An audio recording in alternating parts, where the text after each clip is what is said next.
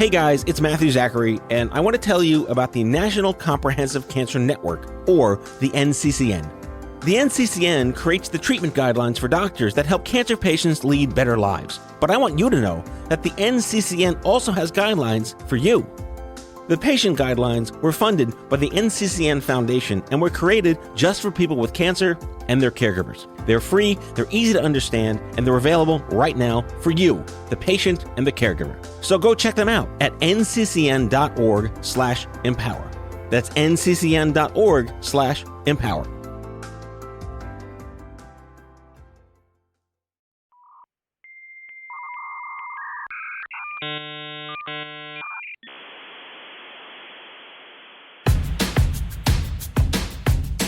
I'm as mad as hell, and I'm not going to take this anymore! Welcome back to the show. My guest today is Charlie Coltman. He's an old buddy of mine from the Cancerverse, from varsity soccer to epic sales guy in the pre-internet world to his best friend died from cancer, and now he's an advocacy hero with a new company called Cancerlife. It's a mobile app that connects patients to each other and does really cool things in the diagnostics and self-reporting space and the jargon of patient outcomes, but it's nerd stuff, but it works. The show's not really an advertisement for Cancerlife. He's a great guy. He's just incredibly genuine, and we've been supporting each other for a very, very long time. He came to New York from Philly to join me here in the studio, and you know when you're friends with somebody, you don't see them for like 5 years, and you see them again, it's like you never hadn't seen them, and you just pick up where you started. That's this show, and I'm thrilled to have you guys check out our conversation. Enjoy the show.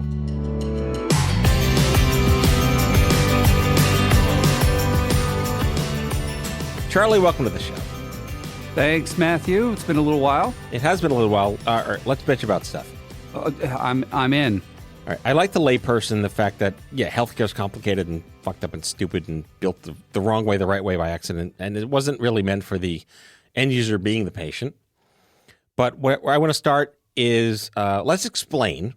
If we rank stupid from like 1 to 10, I think 10 is the stupid of, 10 of stupid, is that pharma makes the drugs that people take, but pharma doesn't know who the people are that take the drugs. Yeah, kind of stupid. I'm a company, I make billions of dollars, but I have no idea who my customers are. Well, the customer is the doctor, right?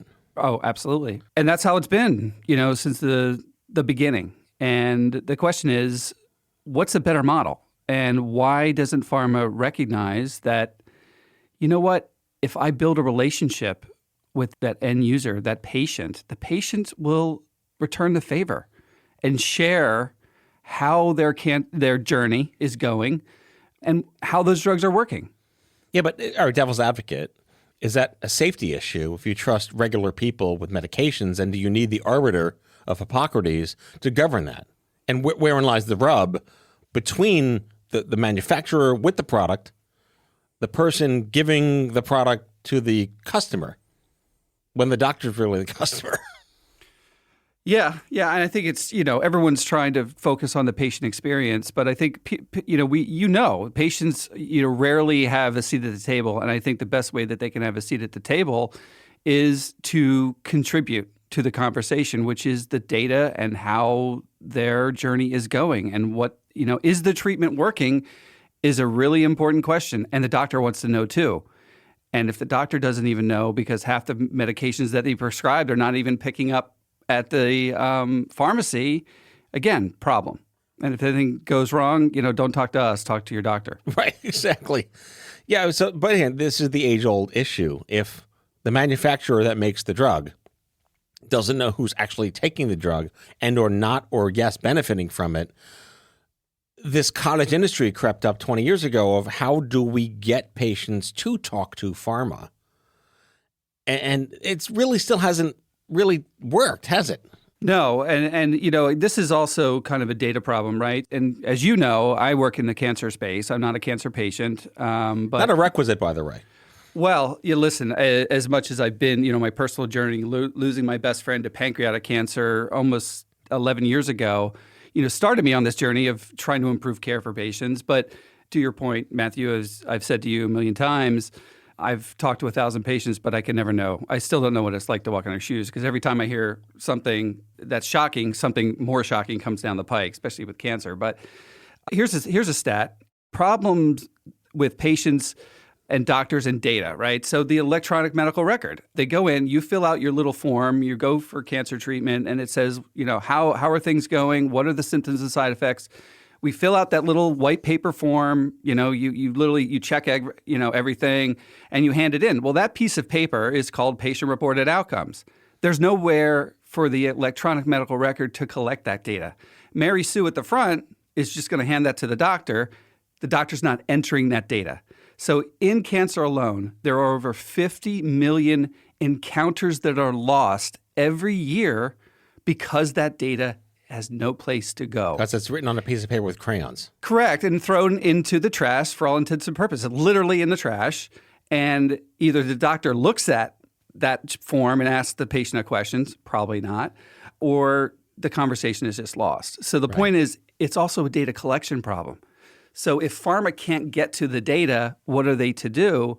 And I think the answer, what we're talking about today, is called digital therapeutics.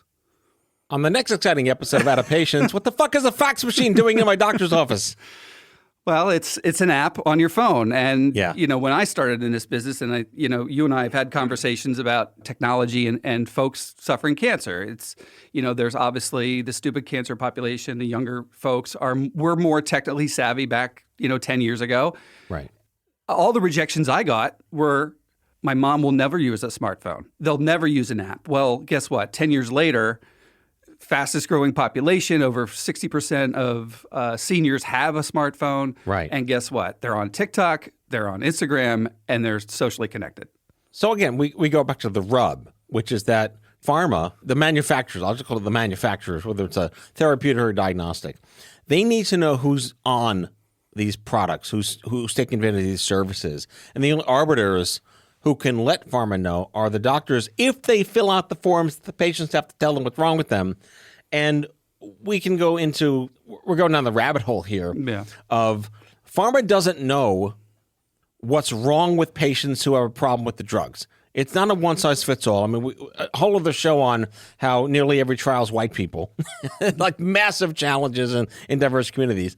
But it's like Toyota doesn't know if the steering doesn't work in your car. Right, like that. It's so ridiculous that that's the way it is. Well, they know they have a registration, right? They have the registration that the car manufacturer the patient filled out. Here's my name, address, phone number, and there's some claims data, right? They can mine the claims data. And thank you, University of Pennsylvania, Cedars-Sinai. We need to understand what's going on, but a claim is only if the patient reported it, right? Right, and it's connected to a diagnostic code, but it's basically registration versus how are you really feeling, and how are you really feeling not just now, how are you feeling 6 months from now? How are you feeling 12 months from now?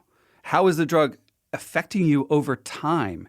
And the over time point is also the big rub.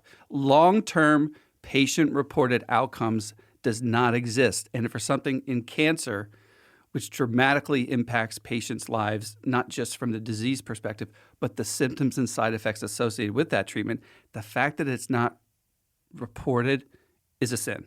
26 years ago, I'm out of Sloan Kettering. I'm trying to figure out my life again. And every couple of months, I'm living with my parents. And every couple of months, a letter comes in the mail from Sloan Kettering asking me how I'm doing. And I was just so angry in how I was mistreated, and it was just the worst experience ever. Maybe 23, 24 years old. And I wrote back, "Go fuck yourself" on every one of them and mailed it back to Sloan Kettering. I don't want to even talk to you about how I'm feeling. But if I had, like in early non-EMR days, just MR days, medical record days, Filofax Madmen days, would that have even been helpful at all? Because I'm a moving target. Now we're touching on something specific to cancer, which is the survivors out there, right? So in treatment, you're going through your cancer treatment, you hopefully get through it, and then what happens? And this is something I think you would agree with. The bullshit associated with ringing the bell, right? And yes, it's a great feeling, and it looks good on paper, and it looks good on videos that someone's ringing the bell, and we're all glad that patient is moving from active treatment to survivorship. Right. But guess what? Cancer centers don't care about survivors because there's no money in it, right? Right. They basically ring the bell, and they should just say, get the hell out. right? And now, other than a letter you might get in the mail every, I don't know, year and a half that says, you really should come back. We'd love to hear from you and do a diagnostic. The survivors who I deal with all the time are now dealing with post, treatment side effects, pain management issues, neuropathy. Chemo brain was not even considered a real thing up until a couple years ago when someone actually decided to do a study about it. Now, that was a legitimacy campaign worth having. Right. So the bottom line is, and that's patient-reported outcomes, that's long-term analysis and really trying to understand what are the long-term implications, not to mention trying to get patients back, starting their lives over, and beginning over. And that challenge from a mental health perspective is just underappreciated from the perspective of the cancer team. I mean, would you agree that these are better problems to have? I mean, my get over it therapy in the 1990s didn't really work for me, but the whole idea of survivorship being something that could be a billable code was a new idea in 1998 when they had the March on Washington to get reimbursables for rehabilitation. Like, this is a real history note right here. We covered this in our documentary, The Cancer Mavericks. But, it couldn't call it rehabilitation because there wasn't a thing for that, right? There was no drug rehab yet at the time. It was the AIDS movement and breast cancer wars. But Livestrong, to their credit, I mean, you could slice and dice their reputation any way you want, but to their credit, they kind of tried to launch the first survivor care clinic at several hospitals with the basic standard of care of following up with patients as the idea of long-term survivorship, the gift that keeps on giving, was a really big deal. And it kind of flotsomed and jetsomed for a while, but it eventually became the idea behind, like, a Kevin Effinger. Give this guy huge credit. MD Anderson built the Sloan Kettering long-term survivorship care program. I was like target zero for them, like patient one for them. But it didn't really do anything to help me. It just probably gave a bunch of data. But there's no way to really know, is there? Well, I mean, now you're touching on how care is delivered in America. We can be pissed about that, but it's really a location issue, right? Like, we're sitting in beautiful Lower Manhattan, New York City. There are, 3 world-class cancer centers within a quick cab ride right from here. 30% of patients are treated in these great university settings, and they do have the money and they do have the people to set up these programs. The other 70%, however, live in rural America. They have 3 oncologists. A lot of my patients that I engage with, their treatment is 3 hours away. Right. They don't have access to ask them where they're getting their actual physical rehab, like just on their shoulder versus, long-term neuropathy. So the point is, the bigger challenge for these patients is where they just don't have access. And access isn't because they can't afford it. They physically can't get to it. Right. It's just geography. Yes. Pure geography. Absolutely. And I mean, this is, we talk about disparities of care. It's not because they can't afford it. It's because the doctor is overwhelmed. 1 or 2 or 3 doctors handling every cancer type, right? Right. In like half of Montana. There are 30 cancer types, and other people say there are 300 cancer types. And they have to make treatment decisions for this population of people they live with. They're overwhelmed. The disparities of care can be, anyway, I could talk about how you can make better treatment decisions for these folks because you can use technology to do that. But the point is the delivery of care and the people, they just don't have, they don't have a Walmart clinic. If they do, they're not designed to handle everything like that. You just penetrated the anger crust to the anger mantle of the earth. And it's unfortunate, but, technology can help. Telemedicine, I mean, that if any population is standing up in the audience, clapping, telemedicine, being able to just check in with your doctor and to say, do I really have to come in 3 hours to see that you're just going to tell me, let's keep it on the current track? No, there's no doubt that telemedicine, I've talked about telemedicine as like Amazon taking credit cards in 1999. No one would even remotely trust giving Amazon your credit card or eBay your credit card or PayPal in 1999. And today it's standard fare. So is it safe to agree that, I mean, the pandemic, if it did anything positive, it encouraged people to trust telemedicine for basic stuff? Like you can show a dermatologist something on your arm, maybe there's, I have a fever, but how do you do telehealth in like life-threatening disease? Well, yeah, obviously, especially for immunocompromised folks who are on some serious, depends on the cancer, depends on, the treatment protocol. But there are a lot of opportunities. And I think where it's going for rural America, the good news is with genetic testing, where things have moved from tissue-based genetic testing and biomarker testing to liquid-based, which means blood. If you can send a nurse out to do a test and see how the patient is doing and not bother them and having to come 4 hours, you'd send a nurse out there, pull the blood, and the doctor just connects with you and says, I'm drop shipping your new medication, and I don't have to go through a barrage of tests and even an invasive tissue-based test for genetic testing. That's fantastic. So there are things that are coming from a technology perspective, billing perspective, i.e. helping to pay for it, that delivery of care will be better. So for cheek swab by drone. Seriously. And I'd sign up for that versus driving 4 hours, paying for parking, waiting in the waiting room for my doctor just to tell me, good to see you, everything's fine, thank you very much. And the patient's going, I did all that for what? I had a lot of other things to do. Before we go to break, tell me about your friend. So my best friend, Chris Mattioli, I'm from Philly. He was the most engaging, amazing person that I've ever met. I used to joke with him that he was going to be the next mayor of Philadelphia. And he said, no, Charlie, I'm not running, but I'll be the guy behind the guy. He was from Philadelphia. He moved there. He was a bartender. If anyone's been to Barclay Prime, one of the best steakhouses in the city, he was the bartender going to night school at Temple University. He got diagnosed stage 3 pancreatic cancer in the emergency room. Out of nowhere? Out of nowhere. There were some indications that something wasn't quite right, but literally, and that's unfortunately for pancreatic cancer, that's kind of how you get diagnosed. You get jaundice. The tumor blocks the bile duct and you literally have yellow eyes. And that's what happened. And what the sadness of the story is that he was given the best care in the world. Jefferson Health System, Charles Yeo, who invented the Whipple procedure to remove his tumor in his pancreas, did the actual procedure, came down from Princeton. He was actually billboard in New York City as part of a New York Times campaign saying you can work through this. He worked. However, he transferred his care up after about 18 months and transferred his care up to a small hospital closer to where he lived. And essentially his doctor treated him till death. He was on Tarceva. He lost a lot of weight and he died in the emergency room.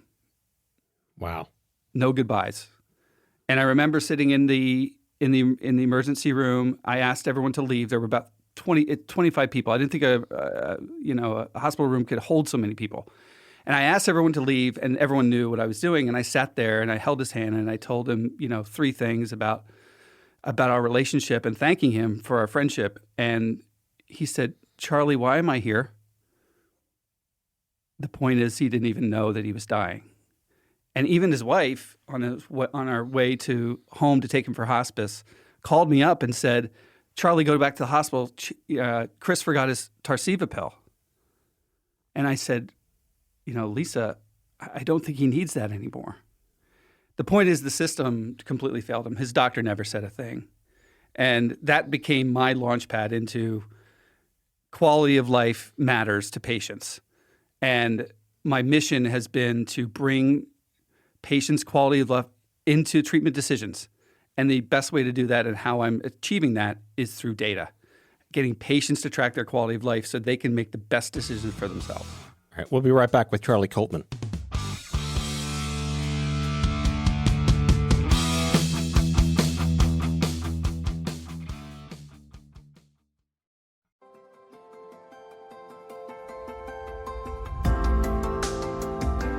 The COVID-19 pandemic showed us how a microscopic virus could upend our lives and how unprepared our society was for it.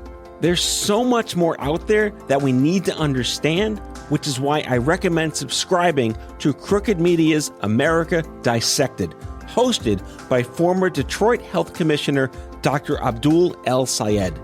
Each week, Dr. El Sayed sits down with doctors, scientists, culture makers, and policy leaders to ask questions like, how could new genetic discoveries change our relationship with our own genes? How could addiction to social media change our brains? Or how even climate change could make the next major pandemic more likely? To hear discussions on these topics and more, check out America Dissected from Crooked Media.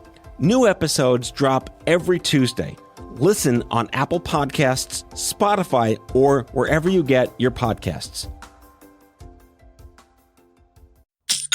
That's another sale on Shopify, the platform trusted by millions of entrepreneurs to create their online store and so much more. Shopify makes it simple to sell to anyone from anywhere.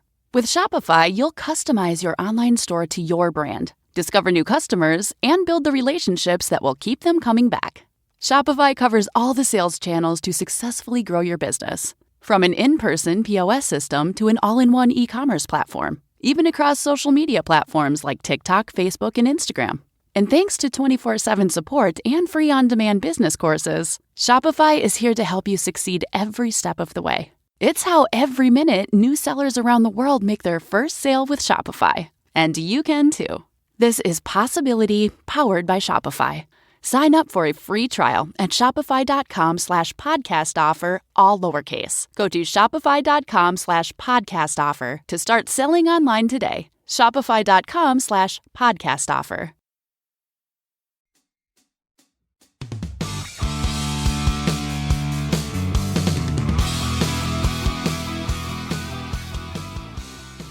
All right, we're back. I was digging through your the litany of all things Charlie, and I saw that you did varsity soccer. Oh, absolutely. What did that mean to you as a kid? That's a great question. It meant everything to me.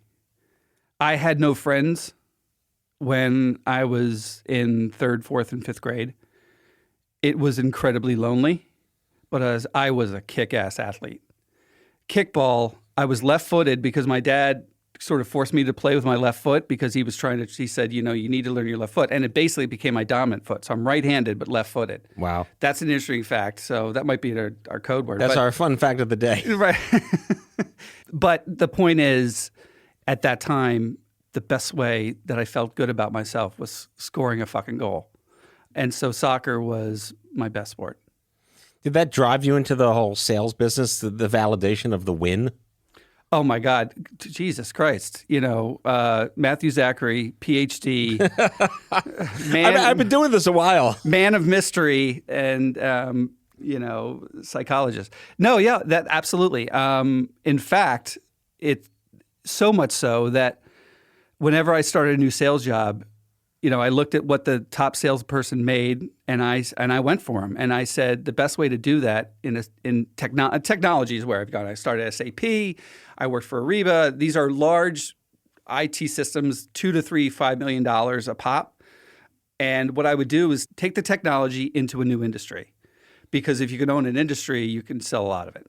So that was kind of my goal. Is I would always go where the sales manager didn't want me to go, because what do they want? They want transactions, close, and I'm like, I was always going for the golden goose deal. Yeah. So you never fancied yourself a health entrepreneur until it landed on you with the loss of your friend. Yes. Well, actually, my first sales job was selling billing systems to doctors in the mid-'90s. So, oh wow. So that was literally my first cold calling, and I learned the secret pitch to sell to a doctor in healthcare, especially when it comes to his practice. I remember a surgeon came in, I'm waiting in the waiting room. I'm 2 years old, and I'm waiting in the waiting room, and he's just come back from surgery. He looks like he's got blood on his sleeve. And he goes, "I'm exhausted. You've got 1 minute to tell me why I need this." Meaning, why do I need a billing system? I just said, there's 2 reasons, Doc. Get paid faster. Your girls won't complain as much. He goes, I'll call you tomorrow. They got to see their dad. Yeah, you could be a dad. Yeah. Exactly. We know that all too well. Well, his girls, I met actually his billing managers, right? The folks, the administrative staff. The staff girls. Yeah. So, yeah. Is that sexist these days? Probably. We're going to get canceled for saying that. Listen, folks, it was 1996. Friends was on. It was a different world. It was. Nirvana was still hot. Yeah. 6 white people in a rent-controlled apartment. But yeah. Kurt Cobain was dead. So. Yeah, that is true. That is true. So, yeah, I mean, this whole idea of how do I make things suck less, Would you agree that I like to say the healthcare system isn't broken, it's built by design, and it's the responsibility of the citizens of the country to bend it to our will? How do you feel about that? Well, I absolutely agree. I mean, the fundamental question you have to ask when you're inside of healthcare, and especially on the entrepreneurial side, right? We're both entrepreneurs. We're trying to figure out how to build a business. The first question is who's paying? Right. Someone is paying. Is it the doctor paying to deliver care? Is it the payer? Is the insurance company going to pay? Is the pharmaceutical company pay? Is the patient going to pay? Is the patient going to pay? Who pays, right? So the problem is, even if you have the best system in the world, if you can't answer that question or target it, because ultimately the healthcare system, here's one for you that I thought about a couple of years ago. The healthcare system, when it comes to paying for care, is basically your three college fraternity brothers who don't have jobs. When the bill comes and everyone's partying and the bill comes and they plop it down on the table, right? Everyone's pointing at each other, going, "He's paying." So inadvertently, you get thrown around, right? Because everyone says, "Why should I pay?" And so it's like trying to pay for a check with a big group, brunch. It's ridiculous. Who's paying? Who's paying? So yeah, the system is remember, keep in mind, it's also the most advanced healthcare system in the world. We can all say that we want nationalized healthcare, but try to get a colonoscopy without Cologuard because that's not approved in the NIH, and right. It takes 9 months, and you might be bleeding blood, and they're still not going to take you. Right. So, I don't know if that's necessarily the answer, but I think the bottom line is the best way that patients can unite is really through data. That's what doctors know. Yeah, but is that really fair, right? We talk about how, the average person in crisis or in post-traumatic crisis may or may not be able to have critical decision-making skills at that point. And you're dependent or reliant on a Walmart greeter in the shit happens store that doesn't exist. The other side of this is because of the lack of trust in the system, in their doctors. Trust. The doctors are not, my doctor doesn't listen to me. Half of medical advice coming from a doctor is not followed, right? Medical adherence is a huge problem. It's dismal, yeah. So trust is an issue, and I guess all those conspiracy theories that are out there doesn't help either. Yeah, that fucking moon landing, I swear to God. What were they thinking? Yeah, I don't believe that cancer has been invented by the pharmaceutical industry, nor do I think there's a secret cure in a secret basement. I think I think the cure. I've been to that basement, by the way. Really? Yeah. Is that where it's made of adamantium and whatever Wakanda does. And the KFC recipe is also in there. Colonel Sanders. I always say that, there are plenty of pharma executives that do very well, but their kids also die from cancer. And if there was a cure in a jar, it would probably be out there already. Well, I mean, it's a series of breakthroughs, right? I mean, the unsung heroes are all the folks that have literally spent 10 years. I mean, let's use COVID as an example. The point is Moderna, they didn't all of a sudden invent it. They weren't like, we have to, they were working on this for 10 years. Well, mRNA, people don't even realize this. Oh, my God. Yeah, well, let's talk about that. I mean, that's like the penicillin of our generation. Yeah. And they just announced their partnership with Merck saying, we think we have, indications of a cancer vaccine. Right. The point is, it's 10,000 really hard, dedicated workers spending over 20 years that are making those incremental breakthroughs in treatment for cancer. Well, that's the overnight success that took 2 decades. Yes, you're right. The famous comedian said that, right? Yep. Mm-hmm. Jackie Mason. Jackie Mason, yes. I think so. Absolutely. We're going all full Jewish here with our space lasers and everything. That's it. All right, so let's get to your product. Let's get to, you channeled all of this into something that we hope is making a difference. I'll predicate this by saying that back in 2012 at Stupid Cancer, my co-founder Kenny and I had this idea of, it was way ahead of its time, Tinder for cancer. That was our idea. Can there be a dating app for cancer patients to meet each other? There was no Grindr. There was nothing that matched communities with communities at the time. I mean, there was just Craigslist. There was like I think JDate was still on a website at that point. Now Match.com was still a website. There was no whatever those. There were no apps. No, there was no online dating. There was only happy hour still. Right, but it was basically just, what does peer-to-peer mean? Right. on a platform. And what the nonprofits did was they introduced you to a club you didn't want to be a part of, but you're glad you're there. And that was the idea behind, can we do this on an iPhone 4? Right. Whatever it was back then. And yours was text-based too, I remember. It was a pure text app. Instapeer was a pure text-based app. It did nothing but instant messaging with other members. And we couldn't scale it as a charity. It was a great idea as a proof of concept. And it eventually buzzed out and fizzled out. But it led to this idea of like we were ahead of our time, but now we're at a prime time where this idea, this model of peer-to-peer connection, but with more depth and breadth from a user experience, can actually help people live better lives. Talk to us about your product. So my product is called Cancerlife. Let me talk the first part of my journey. I immediately start building, and which is usually a mistake, but my idea was to do remote patient monitoring. So wouldn't it be great if, and whenever you walk into cancer, you walk in with the idea that, idealistic, I'm going to change it all. Well, I did. We had a pilot at Frederick Cancer Center immediately. I mean, it was within the first 6 weeks, I had some director, Mark Soberman, who's a fabulous guy who just came out of Georgetown Business School, and it was like, he was so patient-centric. So small little cancer center, decisions were easy to be made. We did a pilot. 21 patients signed up, and they basically used Cancerlife in our first Indian-based, international, cheap-based software technology. And we used an India company. Minimally viable product. Worked. Listen, let's just say that if coding is an art form, they're the finger painting of coders. They can get you a product and they can show it in front of your class to your parents, but believe me, it's not something you want to put in the exhibit. There's a billion of them listening to the show, by the way. Well, good. Listen, you guys need some actual formal training, not just going on GitHub and learning, anyway.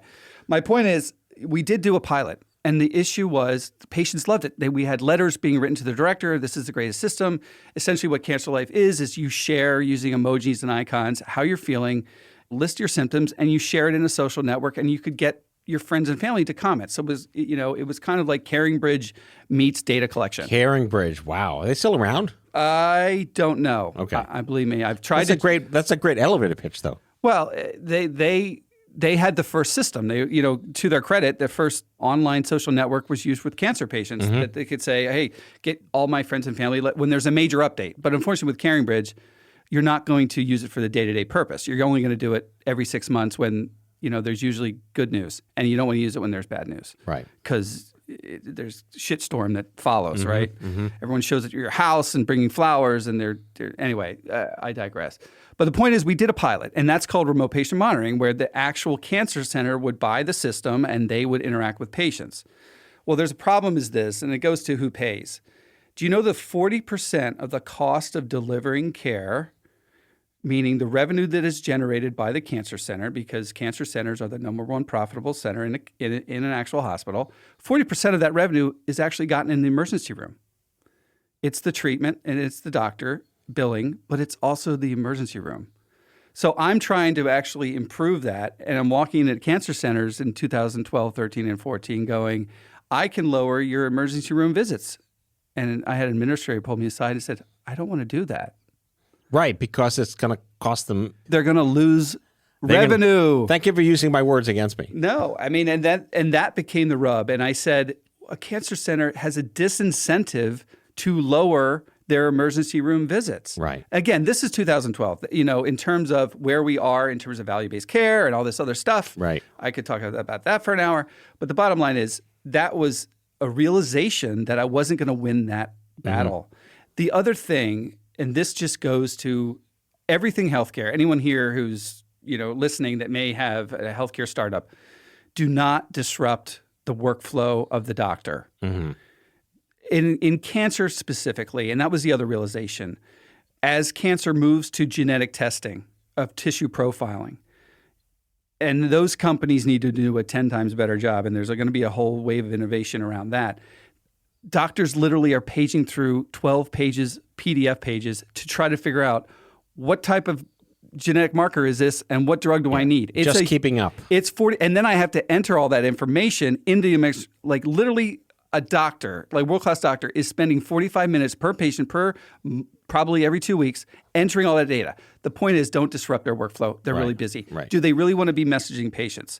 And when we did the final kickoff meeting of our pilot, I saw the look on the head nurse's face when she said, "What next?" I said, "Well, let's roll this out to everyone."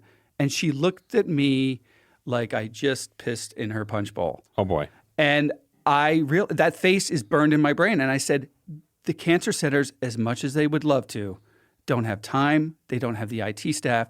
They're not going to be able to implement these systems. And to this day, almost 10 years later, there are 2 or 3 companies that are out there right now. And between all of them, they got less than 5 cancer centers implementing remote patient monitoring in cancer care. So does that explain why this is billed as a consumer product? Correct, exactly. So in 2017, I threw out all my... I mean billed like paid for, like it's being marketed as a consumer product. Yeah, and my goal was in 2017, I just decided 2 things. 1, throw out all the software code, build it from scratch. 2, this needed to be direct to patients. And I needed to validate it. That was the other thing. I saw how digital health was going. If I can't prove it to patients and doctors that this app actually, in a validated way, and we'll talk about what validated means, in a meaningful way improves quality of life, then guess what? I'm just going to be another cancer app. The 10,000 other ones that are out there that I'm sure Matthew Zachary has seen or heard about There over are the a lot years. of them. Right. And so my point was I needed to start over. And so I decided to run a fully randomized control trial on Cancerlife to improve quality of life. And we just completed that study and we'll be publishing our results. But we've had them validated through a third party called the Validation Institute, ironically. And Who named that? well, I guess they were going for what we do. It's right? the same people that named the walkie-talkie. Instead of Nike, it should be like the best freaking shoes in the country. Right, exactly. But the point is, we ran a fully randomized 2-arm controlled study. That means the same study design that a pharmaceutical company would use to get FDA approval on their drug, we ran the same thing. And the results are we raised quality of life by 14.3% per patient and most importantly, reduced their symptom burden of each patient by 66%. All right, we're going to take another quick break and then a quick epilogue with Charlie because this is cool stuff and it's really important that we get as much out of this as possible.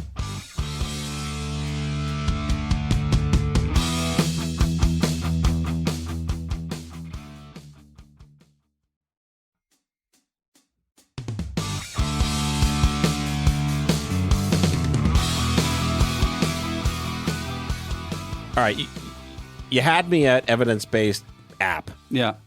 The whole idea, first of all, evidence-based, most people hopefully know what this means, is like it actually works. You can track how it works. You can measure how it works. You know that by doing this, the trajectory of someone's behavior has changed for good. Right. And you've made it suck less clinically. Right. How does a bill become a law? How do you get an app to be evidence-based when it's not clinical? And then what does that mean for its potential to eventually become something that is paid for and given to everyone by a doctor? Because distribution is very limited. So I think we are in a crossroads. Not many digital health companies have done fully validated studies, right? So it depends on the level and quality of the study that you're running, and you want to hit that level of therapeutic and you want to get FDA approval. The problem is there's no billing codes for a doctor to prescribe them, and then us, the app company, get paid. So there needs to be a bill that's passed. I think literally last week they were on the Capitol Hill. There is a bill that is going to try to legalize this to get app companies, so long as they've run and they've got FDA approval and they've shown validation at the highest level. Eventually, this market will be formed. So if it's not approved and there's no billing code, doctors don't care about it. Well, first of all, doctors care about it if doctors will care if they know that their patients are going to benefit, and patients are going to benefit if there is a validated study with published results that they can click onto. And that's kind of where I am, is that publishing those results to convince oncologists that we could raise quality of life and lower symptom burden, which only helps them from their quality perspective. Right, because you're looking at what is the adoption model. I'm sure it'd be much easier if it's reimbursable. Oh, well, of course. Yeah. I mean, there's kind of 2 revenue models of the company. One is data, right? So we're collecting long-term patient-reported outcomes that we discussed. That de-identified data, we can run phase 4 expansion studies as well as, more importantly, safety studies. So these studies are required by the FDA. when you get an accelerated approval by the FDA, they say that's fine. However, you better run studies to make sure that this is not impacting patients. You had 30 patients in your clinical trial. You want to roll this out to 30,000. Let's see how they're doing. So if there's a platform that's collecting that data, we can run those studies virtually so that patients can literally one click, sign up, contribute their data, de-identified, and move on. And that's sort of the foundation of our revenue model. Phase 2, as these legislation gets finalized and there's actually a reimbursable code that a doctor could then prescribe Cancerlife, that's also where it's headed. But we still have a little bit of time, a couple of years before that's true. All right, last question. I always talk about the oh shit window. When you find out something bad has happened to you, and then when whatever needs to happen to you because of that bad thing starts to happen. And it could be a day, a week, a month. And who is protecting that poor citizen, that consumer in that moment, by making them aware of things they never thought to look for in a supply-only economy? In an ideal setting, how would that cancer patient be made aware of your product in a trustworthy way that would make them adopt it right then and there? Right. So we're talking about distribution strategy and how is the patient introduced? And I think for me, it's been a challenge to find those partners. I think at this stage it's partner. It could be a nonprofit. There are several that are out, and they have existing patients where they're, patients tell patients. We know that, right? And if, one of my strategies is to suggest if it's a validated product and the quality is there, who wouldn't want to raise their quality of life, right? Number one. Number two, there are other partner companies that I'm identifying that are in those moments when they are the ones delivering the information. They're genetics companies. The oncotype score of, how am I going to respond to the treatment? Those companies exist, and I think they're an interesting partnership. So for me, at this stage, it's really through a partnership model. Well, we both agree that every patient deserves to know shit exists that they never thought they'd need, and that it's almost like a liberty. Entitlement, that why wouldn't you want to know that there's something there that can help you? Charlie Coltman, varsity soccer Philly mensch, and the CEO and founder of Cancerlife. Thank you for coming on the show. Thank you, Matthew.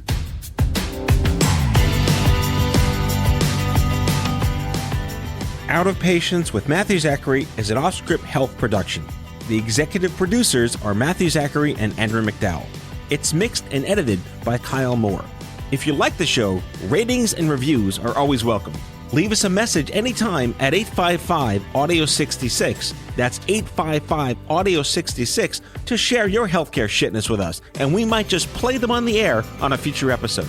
For more information about this show and OffScrip Health, visit offscrip.com. That's offscrip, no T.com.